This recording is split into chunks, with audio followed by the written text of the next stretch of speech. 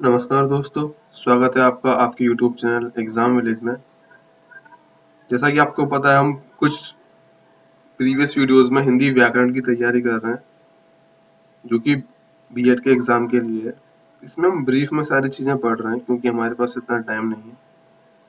ठीक है, एग्जाम नजदीक है। उसमें एक अपडेट और है कि बीएड का जो एग्जाम है वो अब 9 अगस्त को होगा, जो कि डेट फाइनल हो चुकी है। अगर आप हमारे चैनल पर नए हैं या फिर आपने अभी तक हमारे चैनल को सब्सक्राइब नहीं किया है तो प्लीज सब्सक्राइब कीजिएगा और बेल आइकन को दबाइएगा। जैसा कि आज अभी आप देख पा रहे हैं, आज का जो वीडियो है वो है हिंदी व्याकरण अलंकार के बारे में।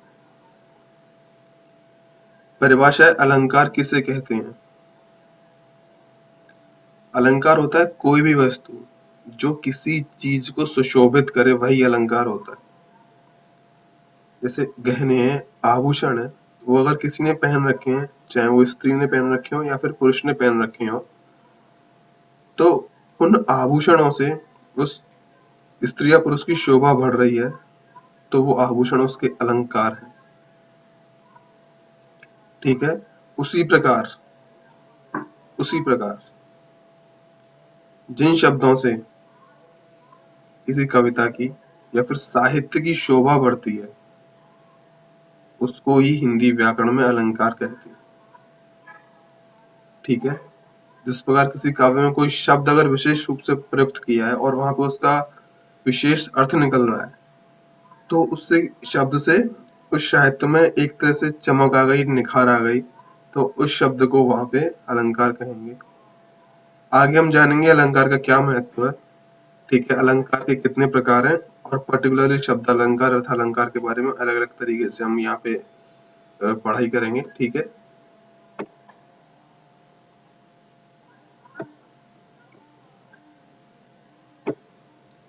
यह है अलंकार का महत्व।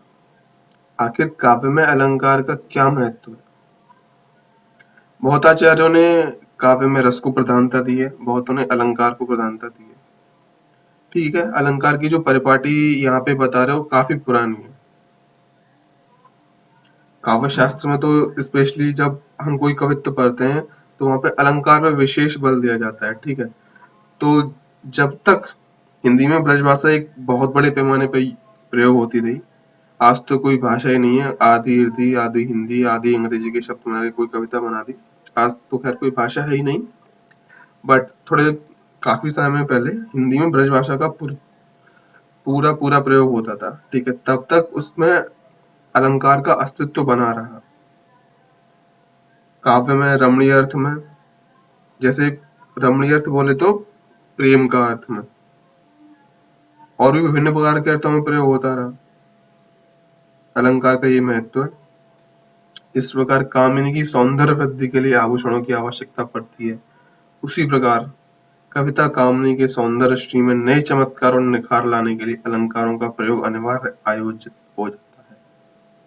जिस प्रकार कोई सुंदर स्त्री है, अगर उसके सौंदर्य में वृद्धि करनी है, तो अगर वो गहने पहनेगी तो उसके सौंदर्य में वृद्धि होगी।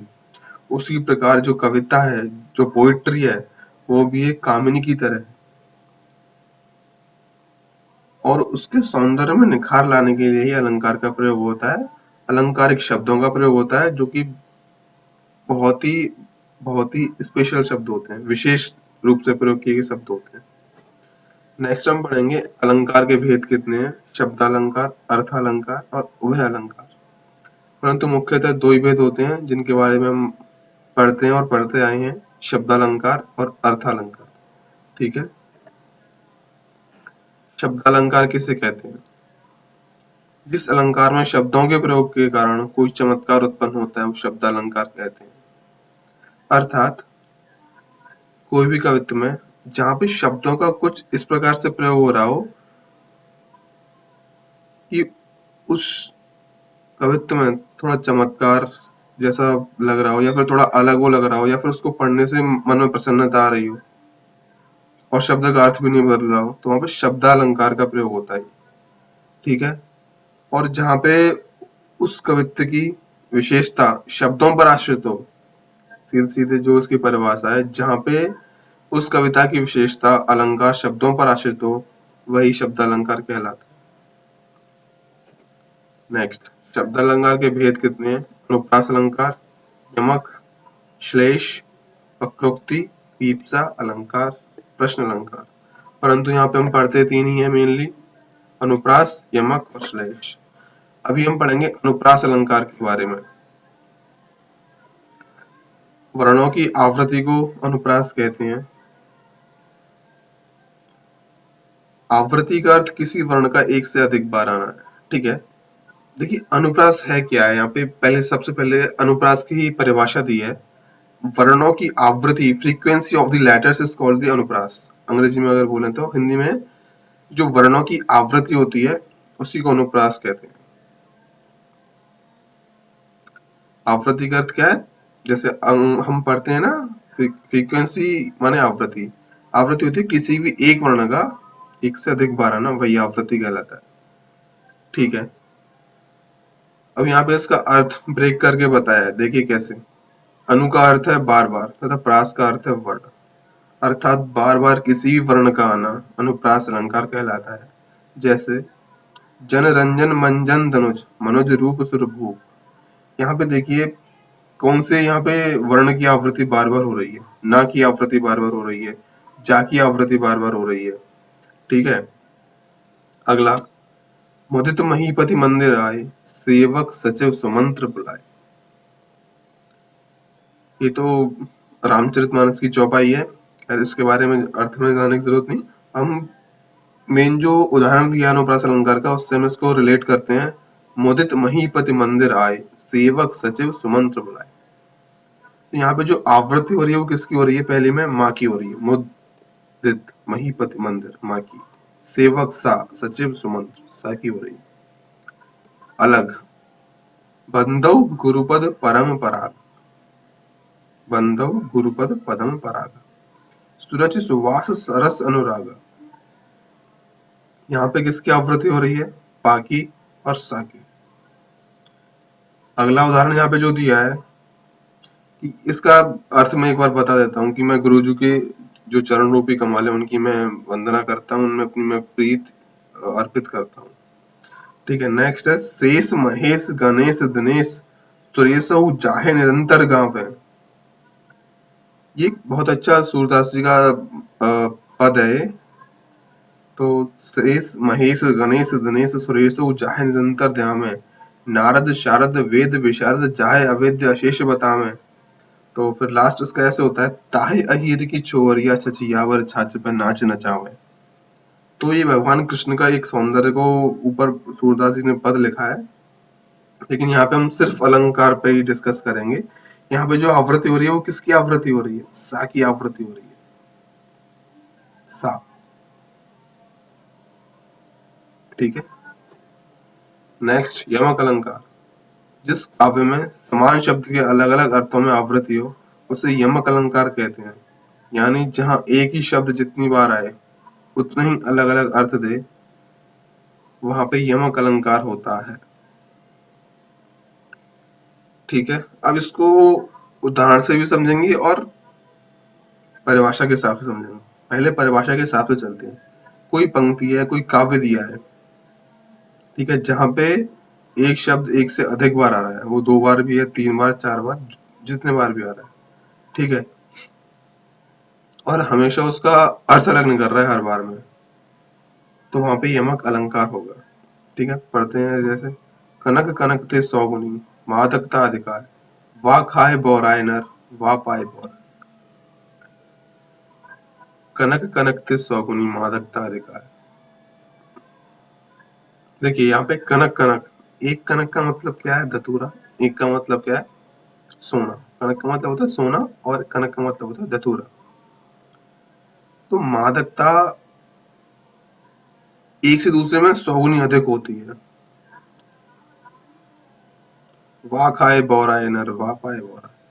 अगर एक व्यक्ति दूरा खा ले तो वो बौरा जाता है, उसको होश नहीं रहता, वो पागल हो जाता है। उसी प्रकार अगर किसी भी व्यक्ति को बहुत सारा सोना मिल जाए तो वो भी पागल हो जाता है, वो भी बौरा जाता है। तो इसका मतलब यही है, शब्द भी 2 बार है, उसके अर्थ भी 2 है। नेक्स्ट, एक और इसका उदाहरण होता है, जैसे 3 बेर खाती 3 बेर 3 बेर। यहाँ पे 1 बेर का मतलब है फल, 1 बेर का मतलब होता है 3 बार, ठीक है। जिसकी समानता किसी ने कभी पाई नहीं, पाई के नहीं अब वे ही लाल माई के। अब देखिए यहाँ पे पाई शब्द का कितना अच्छा प्रयोग किया है यहाँ पे। पहला है पाई नहीं, पाई मतलब फाइंड, पाना, क्रिया। और दूसरे पाई शब्द का अर्थ है पैसा। अरे जिनकी किसी ने कभी समानता नहीं पाई है वो, और दूसरे लाइन का अर्थ क्या निकल रहा है, पाई के नहीं है अब वही लाल माई के। अर्थात जो पैसे से नहीं बिकते हैं, जो पैसे के लिए बिकाऊ नहीं है, वही माई के लाल हैं असली। नेक्स्ट पढ़ते हैं, श्लेष अलंकार। जहां एक ही शब्द के अनेक अर्थ निकलते हैं उसे श्लेष अलंकार कहते हैं। श्लेष का अर्थ होता है मिला हुआ, चिपका हुआ। और आपने कभी विज्ञान की अगर आप पढ़े होंगे तो उसमें श्लेष का भी अपन पढ़ते हैं। चिपचिपा तरल होता है, हमारे कभी गले में होता है, कभी गले की जो आहार नाल होती है उसमें चिपक जाता है, जिससे बहुत सारी बीमारियां हो जाती हैं। तो श्लेष का मतलब होता है मिला हुआ, चिपका हुआ। तो आप देखिए कैसे यहाँ पे प्रयोग किया उसको। चिरजीवा जोरी जुरै, क्यों न सनहे गंभीर, को घटिये वृष भानुजा, वे हलधर के वीर। देखिए यहाँ पे जो एक शब्द है हलधर के वीर, वृष भानुजा, इनका एक ही बार शब्द प्रयोग हो रहा है, बट इनका जो अर्थ है ना वो दो दो बार अलग अलग अर्थ निकल रहा है इनका। तो यहाँ पे वृषभानुजा और हलदर दो शब्द मैंने बोले थे, ठीक है। तो वृषभानुजा का एक अर्थ है वृषभानु धनजा, अर्थात जो वृषभानु जी की बेटी यानी कि राधा रानी, ठीक है, जिसको वृषभानु जी ने जन्म दिया है वो।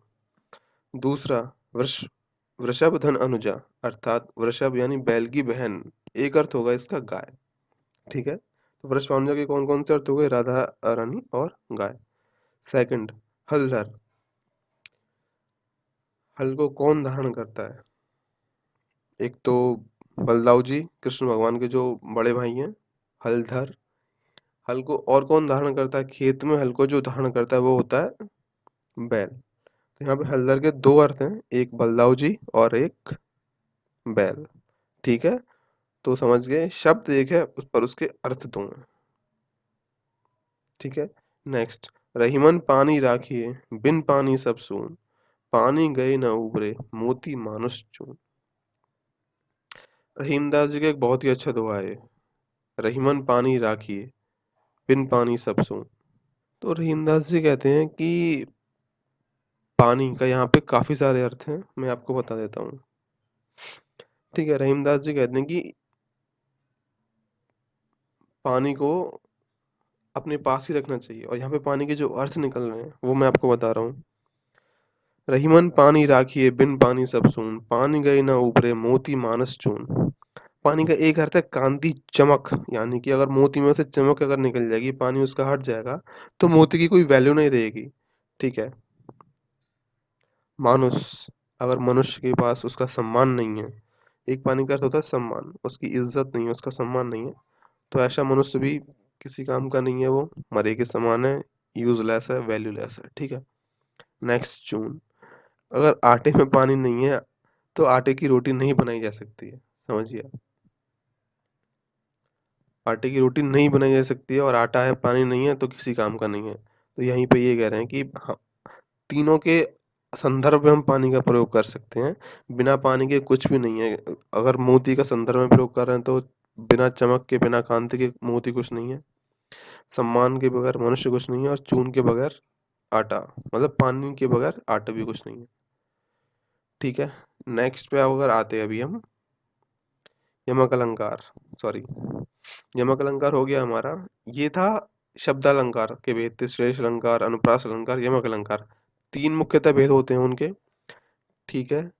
और नेक्स्ट वीडियो में मैं आपको शेयर करूंगा अर्थालंकार, ठीक है। फिर से एक बार रिक्वेस्ट करना चाहूंगा, अगर अभी तक आपने चैनल को सब्सक्राइब नहीं किया है तो प्लीज़ चैनल सब्सक्राइब कर लीजिएगा। Thank you for watching the video, thank you very much.